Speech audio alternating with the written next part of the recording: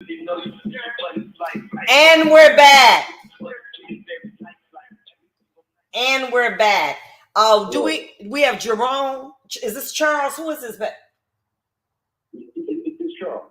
So Charles, you were saying that it seems like, why do we keep having to pass bills for to legislate police conduct? What was your comment again, briefly? Yes, and let me add to that. I was saying that, but my point is, it seems as though the United States judicial system is admitting that the laws are in place for us, and so we have to keep. Like we have to do, we do our voting rights laws that we do every so many years. It's like these laws don't apply to us, and we got to come up with something else. Whenever somebody gets killed or murdered, whenever we come to a situation such as where the laws don't apply to us, it seems as though. Now I understand. I'm all for pushing for the George Floyd view. Oh yeah, but it's just an admittance from the United States judicial system. You know what I'm saying? They should step in and say, oh, wait a minute, no, we got this guy, he's wrong, we're going down.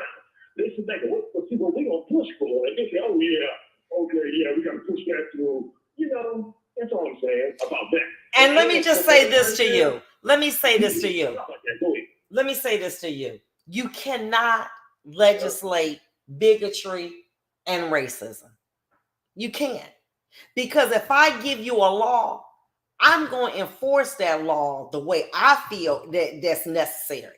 See, laws are passed to hopefully curtail the behavior of certain people in society. But if you are police, you going to, I was just, enforcing a law. And then what it is to me, in my opinion, and that's just my opinion, many people in leadership, you are afraid. You won't let us do our job. I mean, you acting like, we should. Look, let me tell you something. If you got a problem with what I say, you can hit the road. Bye. See you. But this is how my force going to be run. But what it is, they got a strong union. And they want to kowtow to many of those chiefs want to kowtow to those unions and kiss their butts. And a lot of those unions are conservative. A lot of them, they got a lot of money, and they don't want, you soft on crime. You know what I'm saying? That's what they say. You soft on crime. So you're going to have to show that you're not soft on crime. No, you need to get in their butts, and you need to say, listen, if I find out that you pursuing somebody over some non-violent or some type of petty crime, like, not having your tags, guess what? You're going to lose your job.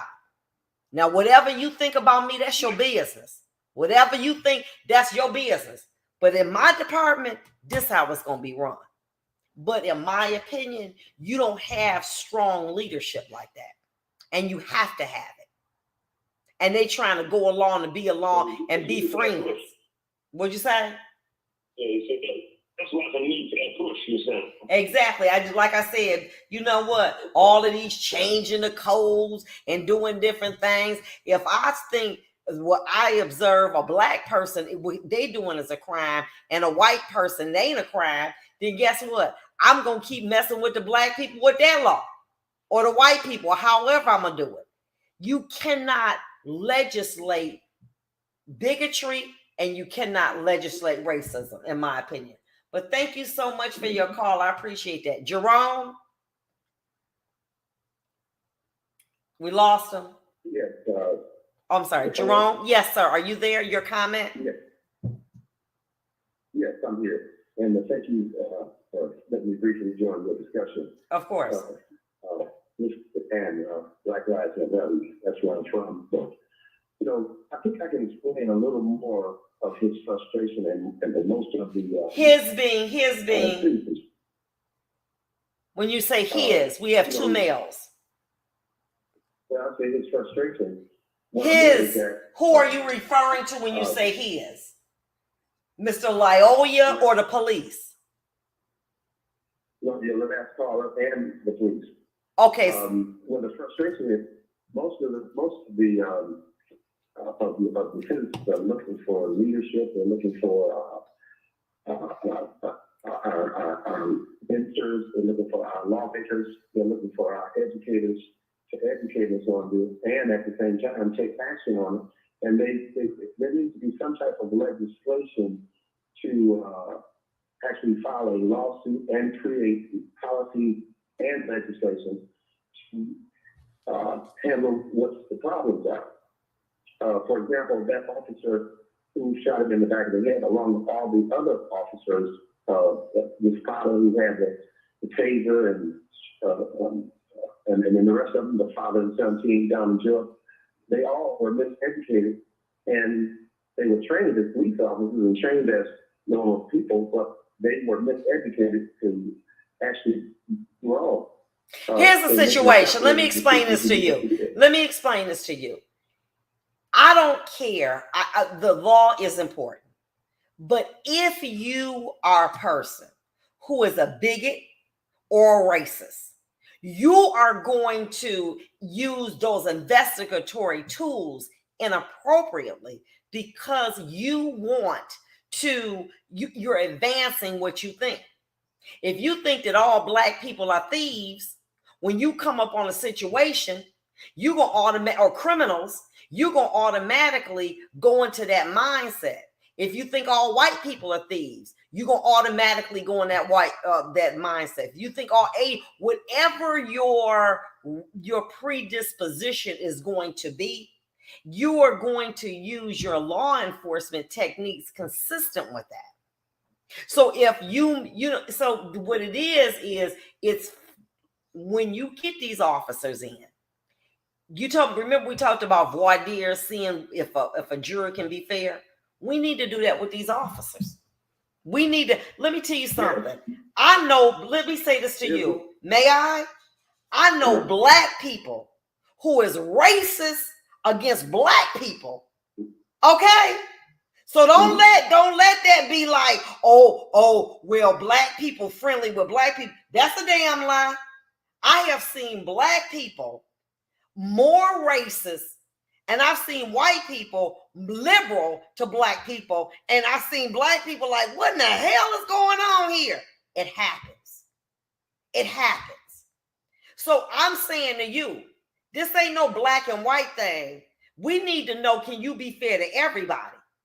But you got to be able to vet these Black people too. Just because you Black don't, and you know that too. Just because you Black, you ain't looking the other way. Sometimes Black people are harder on other Black people than any other class of people. And that deals with some other issues that we have. And so what it is that when you take that, you understand what I'm saying? Oh, I'm an educated Black person, and any Black man that I see with his pants sagging, I'm going to put him in jail because I don't like that. You're perpetuating racist ideas and bigotry. I don't care what color you are. And so what we got to be able to do is establish. See, you see what I'm saying? It's a predisposition that people think, oh, if you Black, you cool with Black people. If you a Black police officer, that's a lie. I've had encounters with clients. Let me say this. I've had encounters with clients that said I was stopped by a Black and a white officer. The white officer told me, oh, he good. He didn't update, his CPL, but he informed us, the Black officer, we're taking him down. We're taking it. I'm like, huh? So it cut both ways. But your comment was what? I'm sorry. Well, essentially this. Couldn't there be some type of lawsuit for the damages that have been done to the African American community as a direct result of being falsely accused of the crime? Also, the damages that have been done because of what has been missing from the educational system of all of the officers, all of the No, because let me explain this to you. Discrimination or lawsuits have to be purposeful, and they have to be toward a particular person. They just cannot have discriminatory effect. But they have to. Well, I give you an example. Yes, sir. For example, let me give you a clean example. The state of Michigan took over the school systems, and for over 20 years they did this. And they took everything out of the educational system on purpose that had caused damages to the Black community and the Black family. Also, Donald Trump told a lie and a rumor about us, which and falsely accused us, which caused serious damage with the storming of the Capitol. Everybody's talking about the storming of the Capitol right now, but nobody's missing the fact that Donald Trump lied about us, and he falsely accused us, and he's causing people to go to Black Lives Matter with machine gun killing people. He's inspired people to do all these different things, and he's directly responsible for that. And we're not holding him accountable. Well, there needs to be some type of legislation just for civics to be taught in all institutions, and all police officers and all people, all these agencies. It should be mandatory for them to have critical race theory as part of their course, not children. And then the Republican Party is accusing us of teaching their children and our children critical race theory, and we're not fighting back and telling them, look, that's not what we're talking about. We're talking about adults. And we're not fighting back. We're not even coming back with any counter voter suppression bills. We haven't countered with anything on districting. Our governor said nothing about any of this in her state of address. I mean, in Detroit, there's no crime prevention programs, not in over 20 years. And then when you go to the police commission, always one side is talking about shots fired.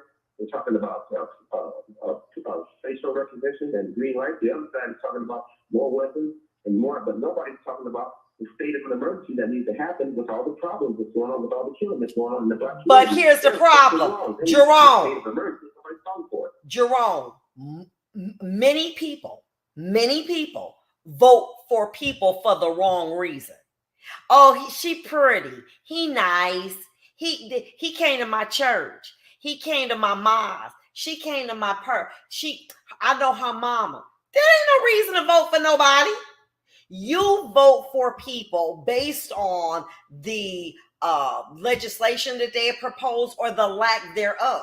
We're asking the wrong questions. Time and time again, you and I both know you'll be at somewhere. Oh, she came to my church, I'm gonna vote for her. What that got to do with her being a good judge or a good mayor or a good state senator? What does that have to do? Because she came to your church and she want to vote. He want to vote. We look at things the wrong thing. Vonda, can I just interject something just for 1 quick second? Yes, sir. This is one area where we may be leading our people into their own demise, not recognizing it. Voting only has something to do before the election, but after the election, there's accountability. Every time somebody mentions anything about somebody being accountable, somebody says, well, you didn't vote. That has nothing to do with it. But you're voting for people. You are voting for people who believe in the status quo. But you're voting for people who. Wait a minute. But you're voting for people who want to keep the status quo, who are unwilling to challenge the status quo. And we need to have more. Listen, my belief, we need to have more forums where issues that plague the Black community are televised so that we can see what's your position on that. Because guess what? If you don't ask, they ain't telling.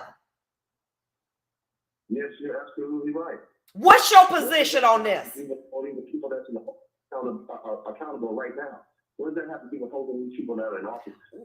Our Congresswoman that's in the 13th Congressional District right now, she's abandoned the seat. She is not even out of office until next year. We need to be holding her accountable right now. We need to hold this governor accountable right now for what all they took over the last 20 years out of the educational system so you could not survive. As a matter of fact, it wasn't emergency management, it was emergency dismantlement. Every decision that they made has done nothing but create generational wealth for people outside the city of Detroit. We need to hold them accountable now. Thank you so much for your call and your comment. We'll be back.